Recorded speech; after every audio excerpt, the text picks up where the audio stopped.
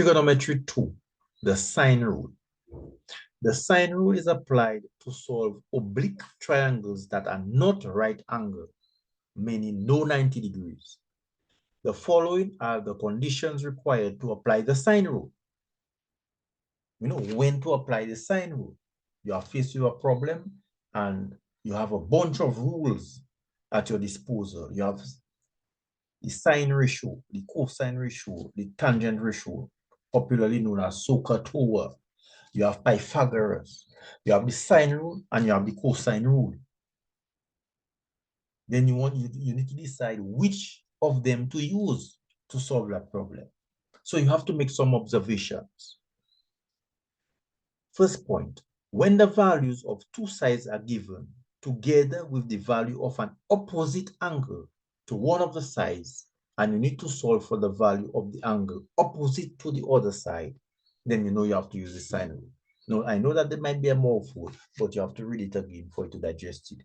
But in a nutshell, when you are observing the information that you have and what you are required to solve, and you are mentioning the word opposite twice, then that is an indication that you have to use the sine rule. Okay. Another point, when the values of two angles are given together with the value of an opposite side to one of the angles, and you need to solve for the value of the side opposite to that angle, then you have to use the sine rule. Again, you are using opposite with opposite twice. So that's an indication that you have to use sine rule. Now, here's the formula. The formula says so. This little a is a side because the rule of labeling the triangle is little a for sides, lowercase for sides, and capital uppercase for angles.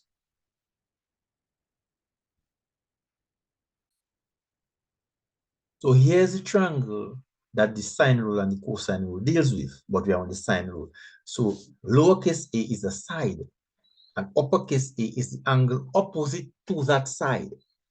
So as you can see, little a, big E, little b, big B, little c, big C. That is how this triangle is set up. And if you look at the sine rule, small a, angle, side A over angle that is opposite to side A. Okay, as you can see, little a, angle A opposite, little b, angle B opposite, little c, angle C opposite. So that is why, you know, when you analyze in the triangle, whilst analyzing the triangle and you mention the word opposite twice, then you know it's the sine rule that you have to use. Now they gave us 3 fractions. It's only 2 of them you need to use the sine rule. And you must apply cross multiplication and division. You cannot escape it. Jump high, jump low. Whenever you have to use the sine rule, you must apply cross multiplication and division because it's 2 fractions that you are dealing with in the sine rule. Okay. So having said this now, here we have an example. It says sine rule, so we know which sine rule we go to use. But why? Look at this. It says solve for angle A. Solve for side A, sorry.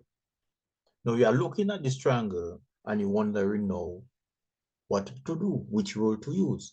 First and foremost, it's good to make a list of observations. The observations here is a bit limited. I have to add more to it, but I will do it right now.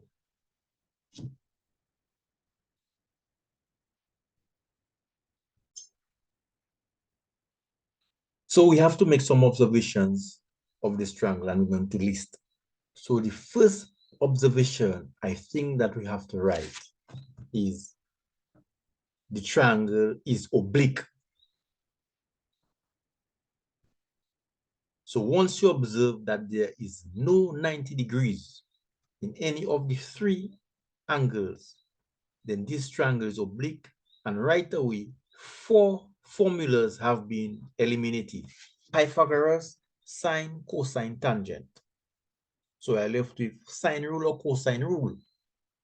Okay, just by this clear observation that you have listed, it's oblique, then Pythagoras sine, cosine, and tangent has been eliminated. No, we are left with sine rule or cosine rule. No, which one? So you're going to make some observations. What you observe that 32 centimeters is opposite to 80 degrees. Here it is. So write this down. 30 centimeters is opposite to 80 degrees. So we have mentioned the word opposite once already. Bear in mind, cosine rule has opposite in it. Okay? So we need another observation to confirm that we are using sine. Oh, and by the way, it's always good to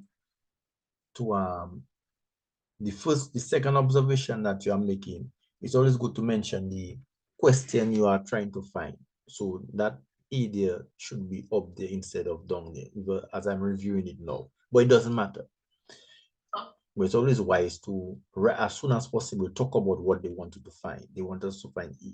So it would have been good if you had mentioned it up there instead of down there. No.